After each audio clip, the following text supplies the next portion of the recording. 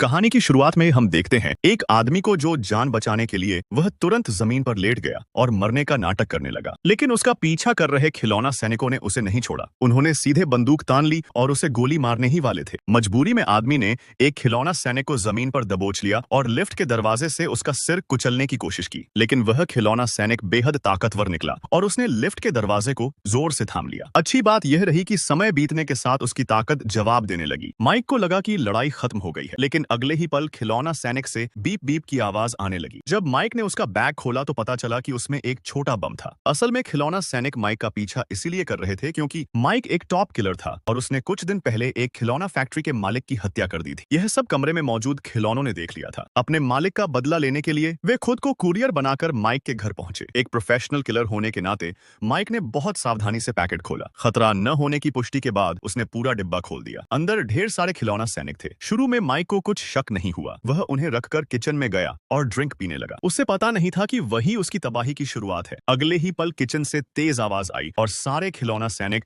जमीन पर गिर गए। शक होने पर माइक पास गया, लेकिन डिब्बे में सारे खिलौना सैनिक गायब थे। तभी उसके पैर में तेज दर्द हुआ। एक खिलौना संगीन उसके पैर में चुभ गई थी। फिर सोफे के नीचे हलचल हुई। जैसे ही उसने झुककर देखा, गोलियों की बौछार शुरू हो गई। उसका चेहरा गोलियों से छलनी हो गया। वह संभल भी नहीं पाया था कि फिर से जबरदस्त हमला हुआ। यहाँ तक कि उस पर एक छोटा मिसाइल भी दागा गया। दर्द से माइक घुटनों पर गिर पड़ा। जान बचाने के लिए वह बाथरूम में भागा। हमलावर को देखने के लिए उसने शीशा बाहर किया। लिविंग रूम में जबरदस्त गोलीबारी चल रही थी और उसका छोटा लैंप टूट गया। गुस्से में आते ही एक मिसाइल ने उसका शीशा भी तोड़ दिया। माइक गुस्से में बेडरूम से पिस्तौल लेकर बाहर भागा, लेकिन अगली ही पल वह मिसाइल से बाल बाल बचा। अब उसके पास पीछे हटने के अलावा कोई रास्ता नहीं था। वह किचन में गया और अलमारी से मशीन गन निकाली। फिर सोफे के नीचे जबरदस्त फायरिंग शुरू कर दी। फायरिंग के बाद सब शांत हो गया। माइक ने गुस्से में सोफा उठाया तो दंग रह गया। नीचे ढेर सारे खिलौना सैनिक थे। कुछ घायल साथियों का इलाज कर रहे थे, कुछ गाड़ी लेकर भागने की तैयारी में थे। एक सैनिक ने पलटवार किया लेकिन कुचल दिया गया। दूसरा भागा पर वह भी मारा गया। बाकी सैनिकों ने माइक पर फुल अटैक कर दिया। माइक ने गोली चलाकर कई को खत्म कर दिया। तभी अचानक 3 हथियारबंद हेलीकॉप्टर आ गए। हेलीकॉप्टर के पंखे ने माइक के चेहरे को घायल कर दिया। हर हेलीकॉप्टर में पायलट और गनर थे। उन्होंने माइक पर भारी हमला किया।